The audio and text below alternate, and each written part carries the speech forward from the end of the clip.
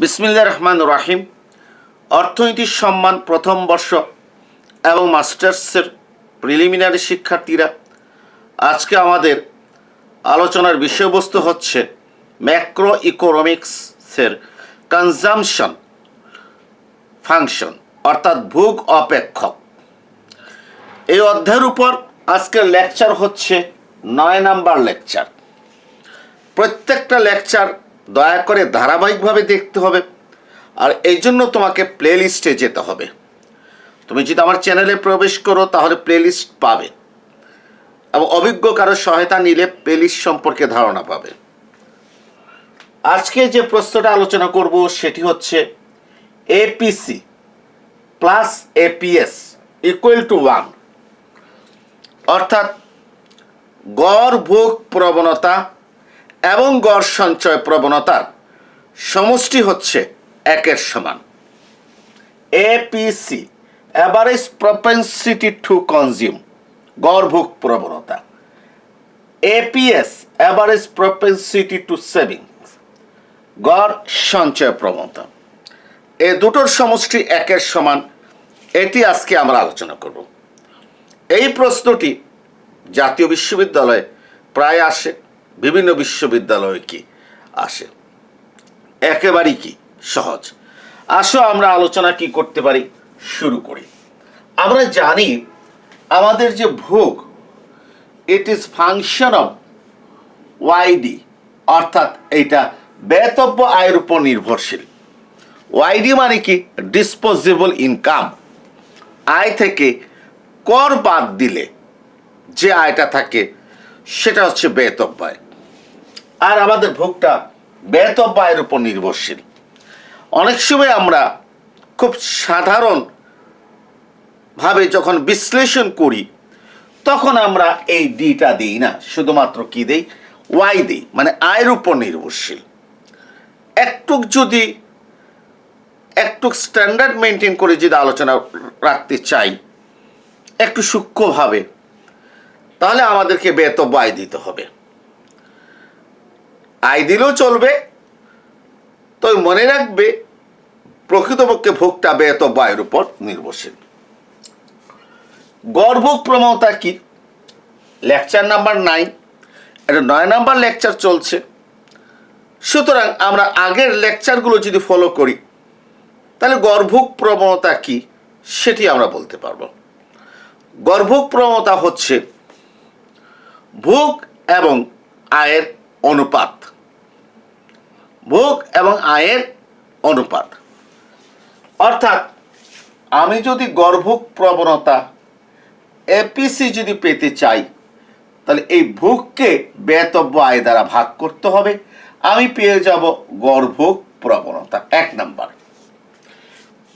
একইভাবে সঞ্চয় অপেক্ষক মানে savings, it is function of YD, অর্থাৎ আমাদের সঞ্চয়টাও ব্যয়তব্য আয়ের উপর কি নির্ভরশীল। এখন যদি আমি গড় সঞ্চয় প্রবণতা এপিএস যদি বের করতে চাই, গড় সঞ্চয় প্রবণতা এপিএস যদি আমি বের করতে চাই তাহলে আমাকে কি করতে হবে? আমাকে যে সঞ্চয়কে এই ওয়াইডি মানে ব্যয়তব্য আয় দ্বারা ভাগ করতে হবে। কয় নাম্বার? 2 নাম্বার। ঠিক আছে, সঞ্চয়কে আমাকে ব্যয়তব্য আয় দ্বারা কি করতে হবে? ভাগ করতে হবে।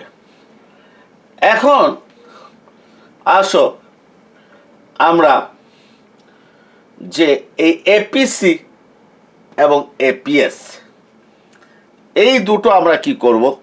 যোগ করব।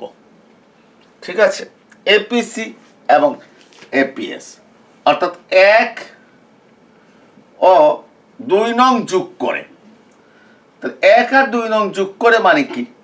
এপিসি প্লাস কত? এপিএস। এপিসি কত? C by Y D, C by YD plus এপিএসটা কত? S by YD. এই দুইটা আমরা কি করছি? আমরা যোগ করব। আমরা দেখি যোগ করে আমরা কি পাই। এপিসি প্লাস এপিএস সমান লসাগু কত, বেতব্য আয় মানে ওয়াইডি। যেহেতু হর আর লসাগু সেম, অর্থাৎ লবের কোনো পরিবর্তন হবে না, সি প্লাস এস। ঠিক আছে, অর এপিসি যোগ এপিএস সমান সি প্লাস এস মানে কি ওয়াইডি, নিচে ওয়াইডি। সি প্লাস এস সমান আমরা কি লিখতে পারি, ওয়াইডি লিখতে পারি। ঠিক আছে, আমরা এক কাজ করি, একটু ব্যাখ্যা দিলে কি হবে, ভালো হবে। আমরা এখানে একটা ব্যাখ্যা দিয়ে দেব, আমরা এখানে একটা ব্যাখ্যা দিয়ে দেব, সেটা হচ্ছে তোমার বেতব্য আয় সমান সি প্লাস এস। বেতব্য আয় সমান কত, সি প্লাস এস। কারণ ভোগ এবং সঞ্চয়ের সমষ্টি হচ্ছে আমার বেতব্য আয়। মনে করো আমি একটা প্রতিষ্ঠানে চাকরি করি, মাস শেষে আমি 1000 টাকা বেতন পাই।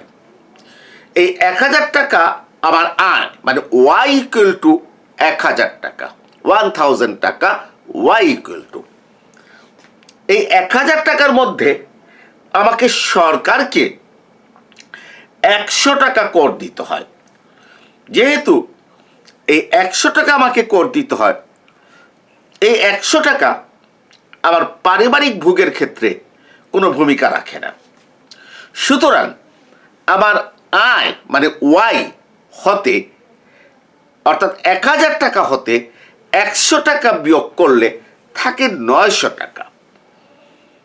এই 900 টাকাকে বলা হয় ডিসপোজেবল ইনকাম, বেতব্য আয়। এই 900 টাকার ভিতরে আমি যদি 700 টাকা ভোগ ব্যয় করি, তাহলে 200 টাকা কোথায় চলে যাচ্ছে, সঞ্চয়। মানে ভোগ ব্যয় 700 আর সঞ্চয় 200 যোগ করলে বেতব্য আয় 900 টাকার সমান হয়। এই জন্য আমরা জানি বেতব্য আয় বা disposable income equal to C plus S. এই সি প্লাস এস এর জায়গায় আমি ওয়াইডি লিখলাম। সুতরাং এপিসি প্লাস এপিএস অর্থাৎ গড় ভোগ প্রবণতা এবং গড় সঞ্চয় প্রবণতা, এই দুইজনের সমষ্টি হচ্ছে কত, 1। প্রুভড। অর্থাৎ আমাদের এটা প্রমাণ হয়ে গেল যে APC plus APS equal to 1। এখন এই বিষয়টা আমি প্রমাণ করব স্বল্পকালীন ভোগ অপেক্ষক হতে। আমি স্বল্পকালীন ভোগ অপেক্ষক হতে এটা প্রমাণ করে দেখাতে পারি। এই যে APC equal two APS equal to 1, এটা বিভিন্নভাবে প্রমাণ করা যায়। আমি সবগুলো দেখাচ্ছি তোমাদেরকে। পরীক্ষার হলে যে কোনো একটা বা দুইটা দিলে চলবে, ঠিক আছে?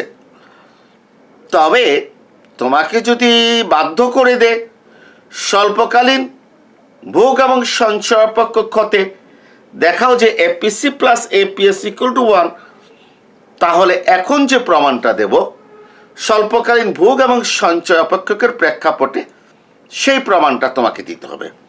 অন্য প্রমাণ দিলে তোমার হবে না। তাহলে আমাকে কি করতে হবে, আমাকে একটা স্বল্পকালীন ভোগ অপেক্ষক এবং সঞ্চয় অপেক্ষক কি করতে হবে, আগে উপস্থাপন করতে হবে। তা আমরা লিখি স্বল্পকালীন ভোগ অপেক্ষক হলো, স্বল্পকালীন ভোগ অপেক্ষক হলো A plus B Y D. A plus B Y D, Y D হচ্ছে, আবারও বলছি, ডিসপোজেবল ইনকাম, বেতব্য আয়। হ্যাঁ, কেউ যদি C equal to A plus B Y লিখে অসুবিধা কি নাই, তবে উত্তম হচ্ছে ওয়াইডি লেখা। তুমি দেখবে আমার ক্ষেত্রে কখনো কখনো কিন্তু আমি C equal to A plus B Y কি করেছি, লিখেছি। ওকে, তো এখান থেকে যদি আমি গড় ভোগ প্রবণতা পেতে চাই, এপিসি যদি পেতে চাই, তাহলে তুমি জানো ভোগকে কি করতে হবে, এই বেতব্য আয় দ্বারা ভাগ করতে হবে, কারণ ভোগ এবং আয়ের অনুপাত হচ্ছে গড়ভোগ প্রবণতা। এই যে ভোগকে ওয়াইডি দ্বারা ভাগ করেছি, তো এখানে কয়টা, যে এই একে ভাগ করেছি ওয়াইডি দ্বারা, তো এর কয়টা পোর্শন? দুটো পোর্শন।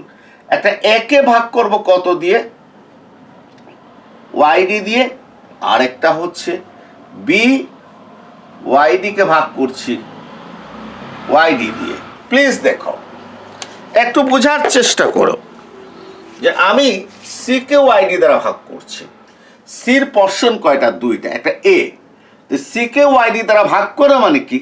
একে ওয়াইডি দ্বারা ভাগ করা, বিওয়াইডিকে ওয়াইডি দ্বারা কি করা? ভাগ করা। এবং মনে রাখবে যে বিটা এখানে লেখা যে কথা, এখানে লেখা কি? একই কথা। সুতরাং প্রিয় শিক্ষার্থীরা লক্ষ্য করো, এপিসি ইকুয়াল টু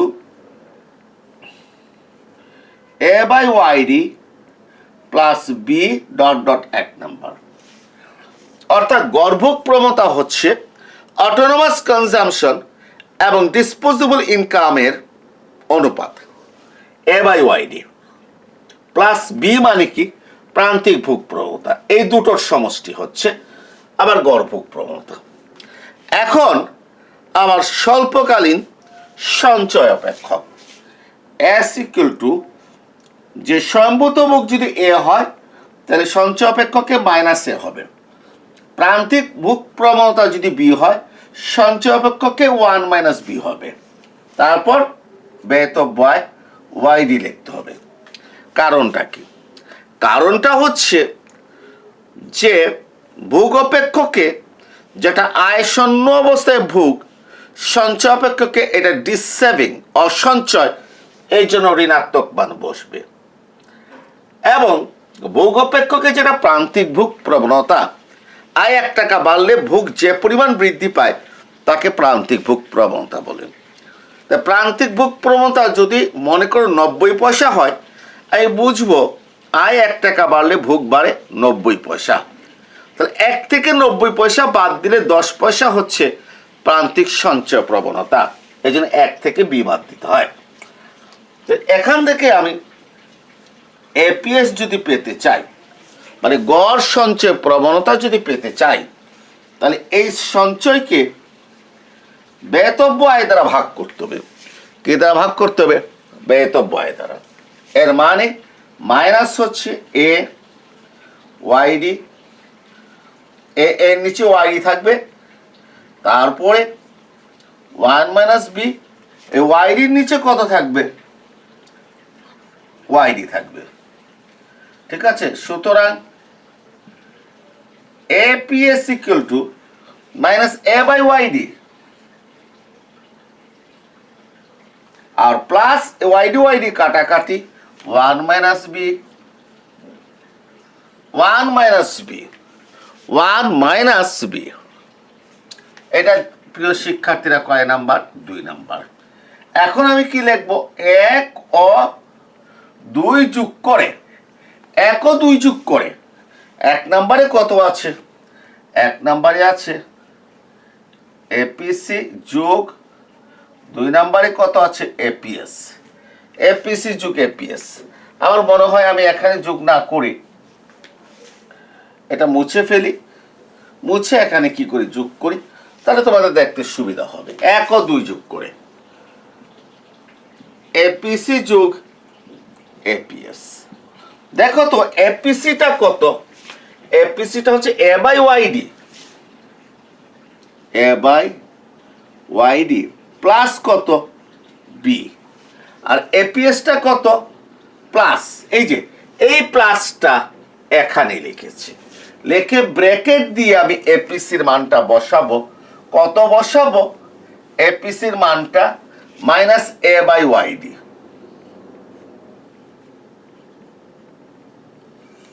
আর প্লাস কত বসাবো? 1, এরপরে মাইনাস কত? বি। ঠিক আছে? জি, একটু লক্ষ্য করো যে এপিসির মানটা এ বাই ওয়াইডি প্লাস বি লিখেছি, আর এই প্লাসের জায়গায় প্লাস লিখেছি, এপিএস এর মানটা ব্র্যাকেট দিয়ে minus A by YD plus 1 minus B লিখলাম। এখন আমাদের প্রায় শেষ পর্যায়ে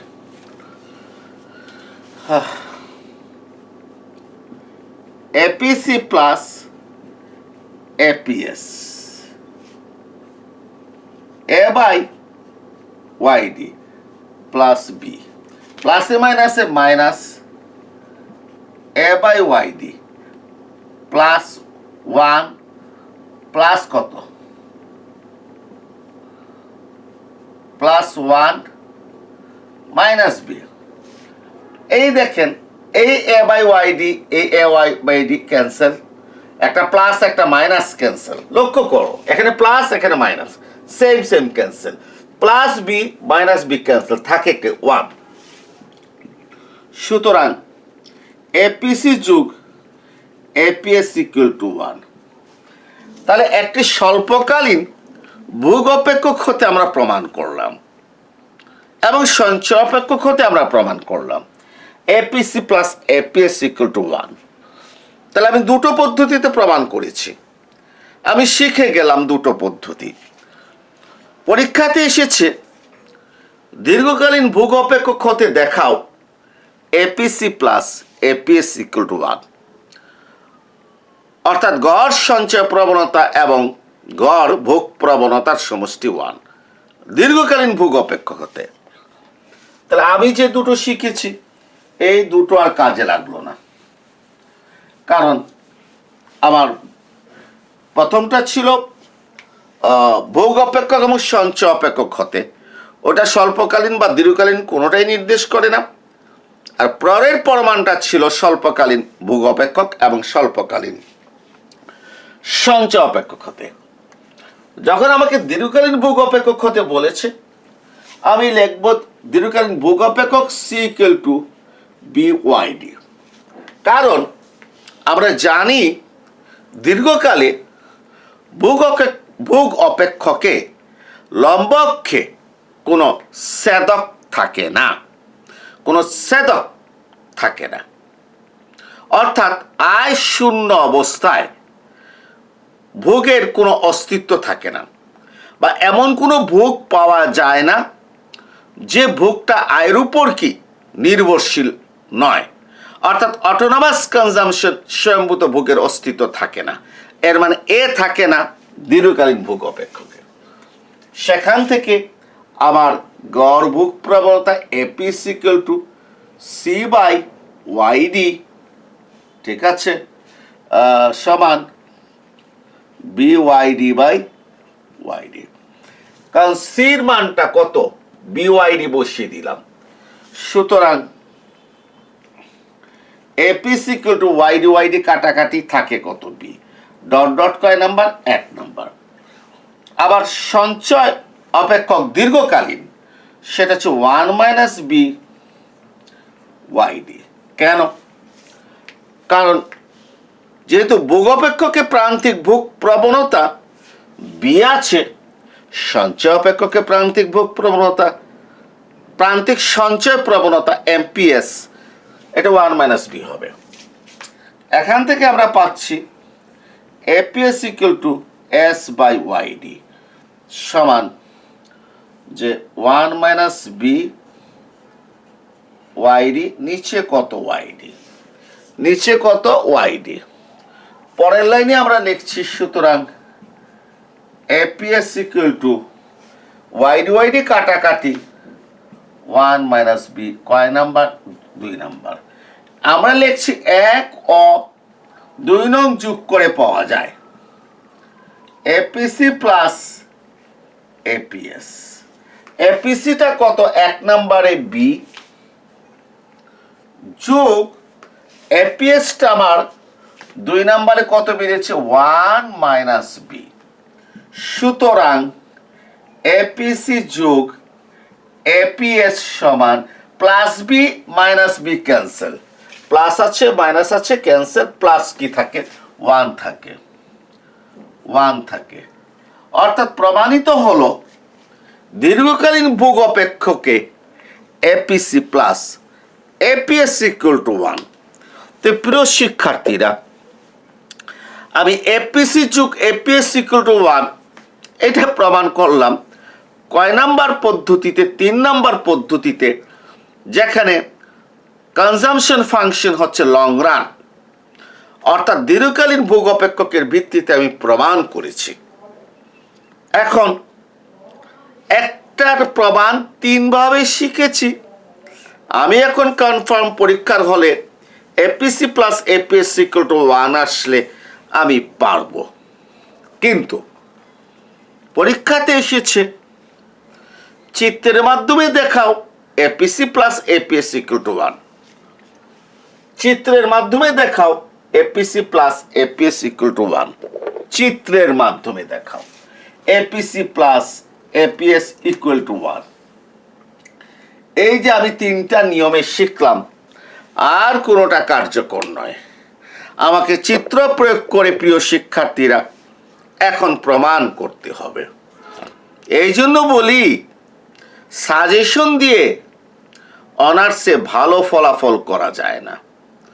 অনার্স পড়তে হলে প্রত্যেকটা জিনিস তার ভিতর থেকে ভালোভাবে পড়তে হবে, পরিশ্রম করতে হবে। একাধিকবার ভিডিওগুলো দেখবে, নোট করে নেবে নিজে নিজে, তাহলে দেখবে তুমি ভালো রেজাল্ট কি করেছো। আর যা আলোচনা করছি তা ইতিপূর্বে আলোচনা করেছি, ওইগুলোকে নাড়াচাড়া করে কি করছি আমরা উত্তর দিচ্ছি। এখন আসো আমরা চিত্রের মাধ্যমে প্রমাণ করব এপিসি আর এপিএস এই দুইজনের সমষ্টি একের কি সমান। আমি এক কাজ করি, আমি ডান দিকে একটু চিত্রটা আঁকছি। আমি এই ভূমি অক্ষে কি ধরেছি? ব্যতব্য আয় ধরেছি আমি ভূমি অক্ষে। আর লম্ব অক্ষে আমি কি ধরেছি? কনজামশন এক্সপেন্ডিচার, ভোগ ব্যয় ধরেছি। আর লক্ষ্য করো, আমি একটা রেখা অঙ্কন করছি ঠিক মূলবিন্দু দিয়ে। এই রেখাটা হচ্ছে 45 ডিগ্রি রেখা, খুবই ইম্পর্টেন্ট রেখা, 45 ডিগ্রি রেখা। এবং কনজামশন ভালো করে বুঝতে হলে তোমাকে 45 ডিগ্রি রেখা সম্পর্কে ধারণা রাখতে হবে।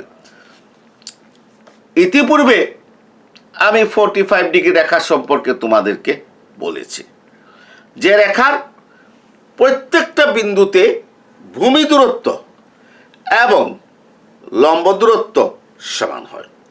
যে রেখার প্রত্যেকটা বিন্দুতে ভূমি দূরত্ব এবং লম্ব দূরত্ব সমান, আর এই বিন্দুতে লম্ব দূরত্ব ভূমি দূরত্ব সমান, এই বিন্দুতে লম্ব দূরত্ব ভূমি দূরত্ব সমান।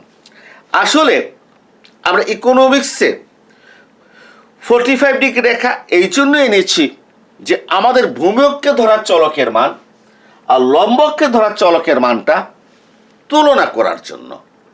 আমি এখানে ভূমি অক্ষে ব্যতব্য আয় ধরেছি, লম্ব অক্ষে কনজামশন এক্সপেন্ডিচার ভোগ ব্যয় কি করেছি ধরেছি। যদি আমার বিন্দুর অবস্থান 45 ডিগ্রি রেখার উপর হয়, তাহলে বুঝবা যে ভোগ ব্যয়টা বেশি কোনটা হতে? ব্যতব্য আয় হতে। আর বিন্দুটা যদি 45 ডিগ্রির নিচে হয়, তাহলে ভোগ ব্যয়টা কম, ব্যতব্য আয় হতে, অর্থাৎ ব্যতব্য আয় বেশি। কারণ ব্যতব্য আয় এতটুকু মানে কি? এই 45 ডিগ্রি রেখা বরাবর এতটুকু। অর্থাৎ ভোগ বিন্দুটা নিচে হয়, তাহলে ভোগ ব্যয়টা কি হবে? কম হবে।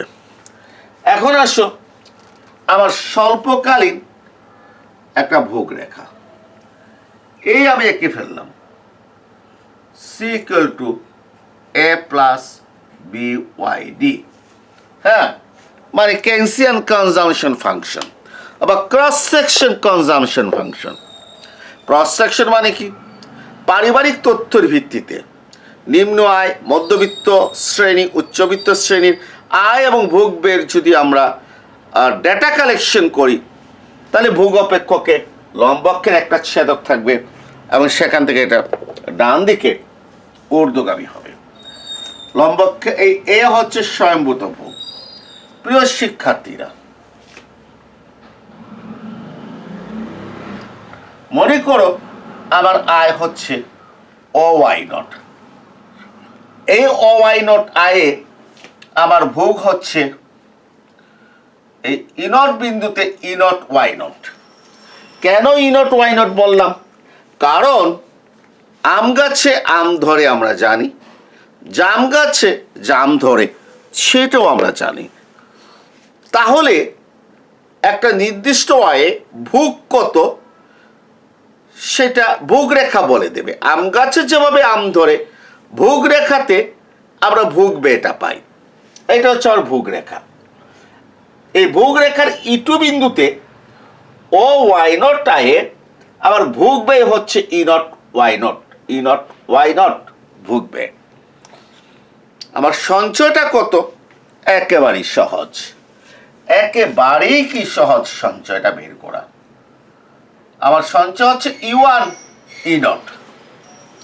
আমি এত সহজে ই ওয়ান ই নটকে সঞ্চয় কিভাবে বললাম? প্রিয় শিক্ষার্থীরা, আমি একটু জানতে চাচ্ছি এই ও ওয়াই নট আয়টাকে আমি যদি লম্বককে যদি ট্রান্সফার করি তাহলে এই ও ওয়াই নট আয়টা কার সমান? ভিডিওটা অফ করে চিন্তা করো। প্রশ্নটা হচ্ছে এই ও ওয়াই নট আয়কে যদি আমি লম্বককে যদি ট্রান্সফার করি তাহলে এটা কার সমান?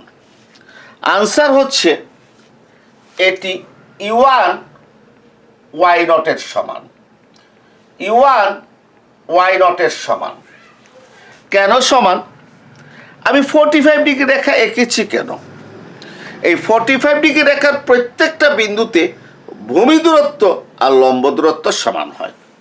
তাহলে এই ও ওয়াই নটটা হচ্ছে আবার 45 ডিগ্রি রেখা অনুযায়ী ই ওয়ান ওয়াই নটের সমান, এই ভূমি দূরত্ব লম্ব দূরত্ব সমান। তাহলে এখন তুমি বলো আমার আয় ও ওয়াই নট যে কথা, লম্বকের দৃষ্টিকোণ হতে ই ওয়ান ওয়াই নট একই কথা। এই ই ওয়ান ওয়াই নট বেতব্য আয়ের ভিতরে ই নট ওয়াই নটটা হচ্ছে আমার ভোগ ব্যয়। তাহলে বাকি ই ওয়ান ই নটটা কি? ডেফিনেটলি আমার কি? সঞ্চয়। আয় থেকে ভোগ ব্যয় বাদ দিলে আমার সঞ্চয়টা পাওয়া যায়। লাস্ট একবার বলছি, ও ওয়াই নট আয়টা 45 ডিগ্রি রেখা অনুযায়ী ই ওয়ান ওয়াই নটের সমান। আবার ভোগ রেখা অনুযায়ী ভোগের পরিমাণ ই নট ওয়াই নট। অতএব এখানে সঞ্চয়ের পরিমাণ হচ্ছে ই ওয়ান ই নট। তো একটু লিখে নিলে ভালো হবে। এটা বর্ণনাটা কিভাবে দেবা?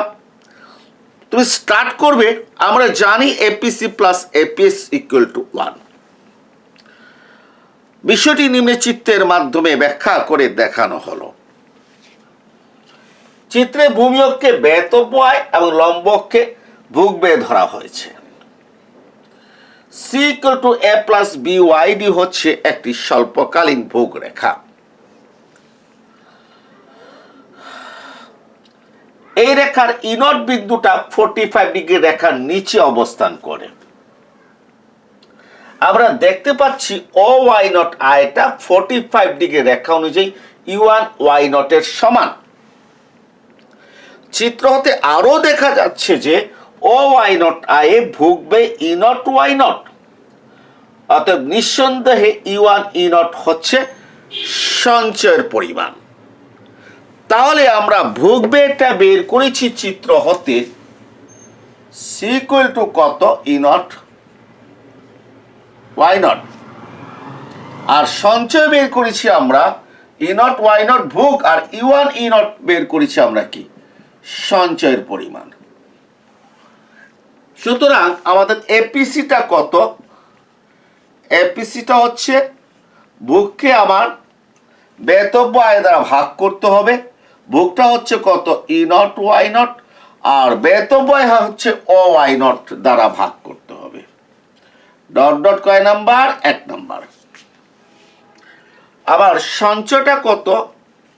এপিএস আমি কনজামশনকে আমি গড় সঞ্চয় বের করব, সঞ্চয়কে বেতব্য আয় দ্বারা ভাগ করব। আমার সঞ্চয়টা হচ্ছে E1 E0 মানে E1 E0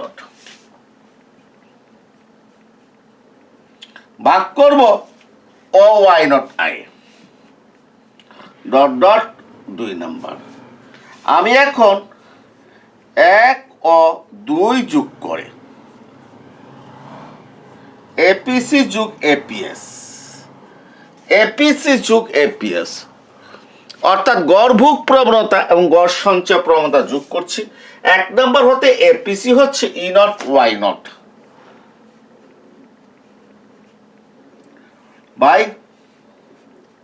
ও Y0 প্লাস এপিএস কত E1 E0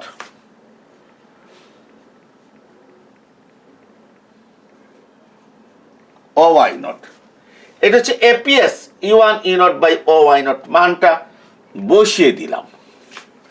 এখন দেখো আমি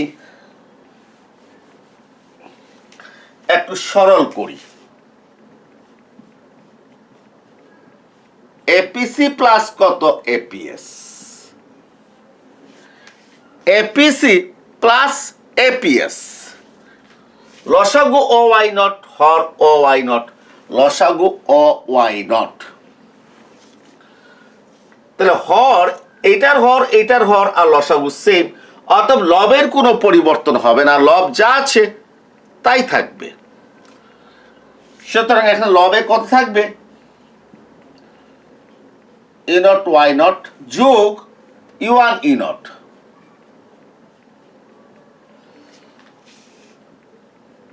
और एपीसी प्लस एपीएस समान।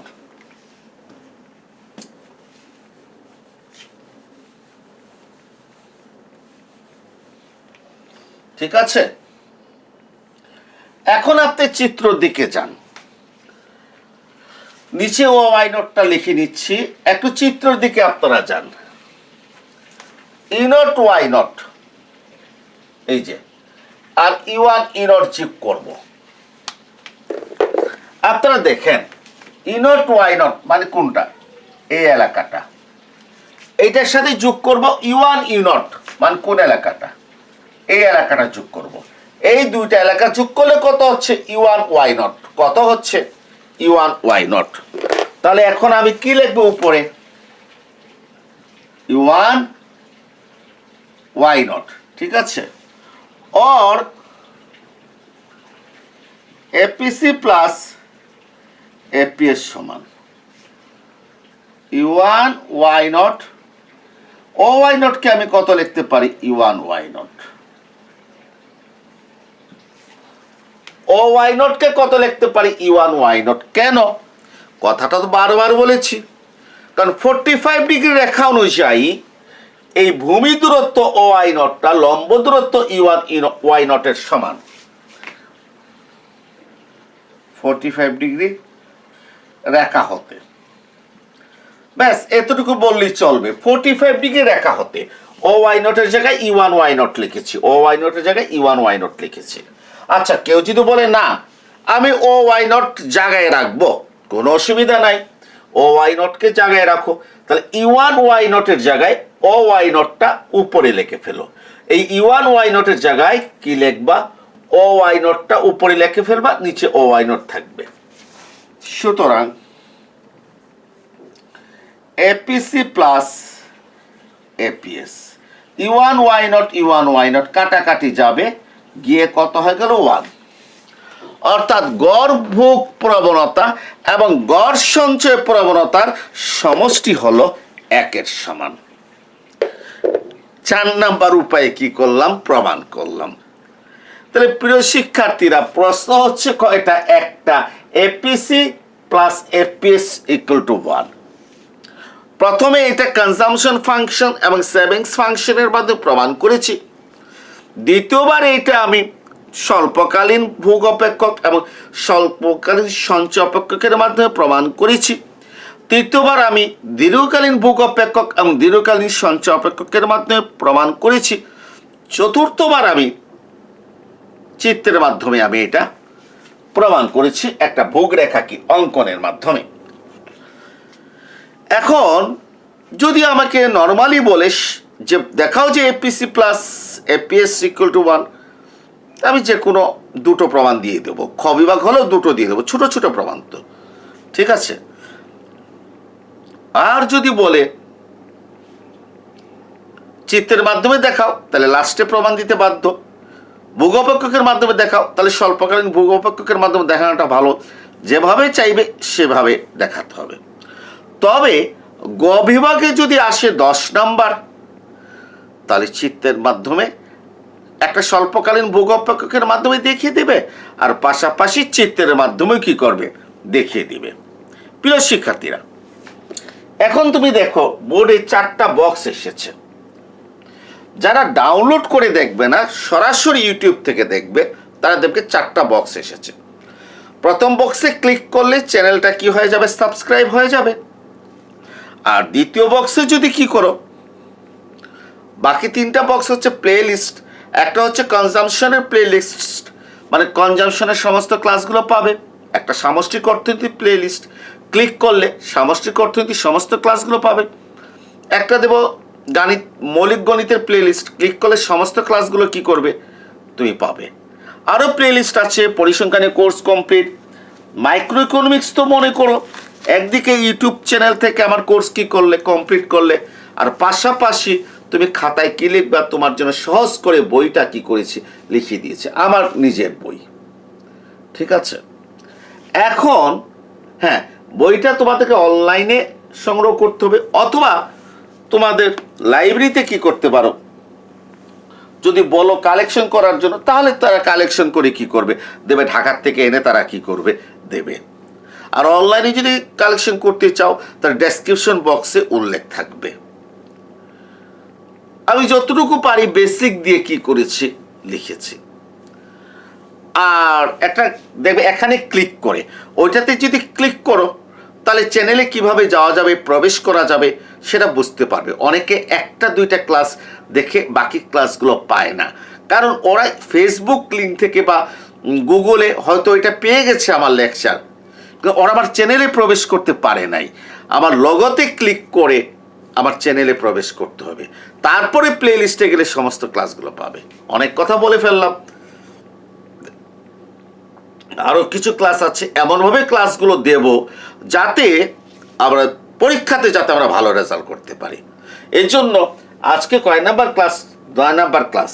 আমাকে থেমে গেলে চলবে না, আমাকে আরও ক্লাস কি করতে হবে, নিতে হবে। কারণ MPC plus amps equal to 1, প্রান্তিক ভোগ প্রবণতা এবং প্রান্তিক সঞ্চয় প্রবণতার সমষ্টি 1-এর সমান, সেটা আগামী ক্লাসে আলোচনা করব, প্রমাণ করব। এটাও পরীক্ষাতে আসে। সবাই ভালো থেকো, সবাইকে ধন্যবাদ।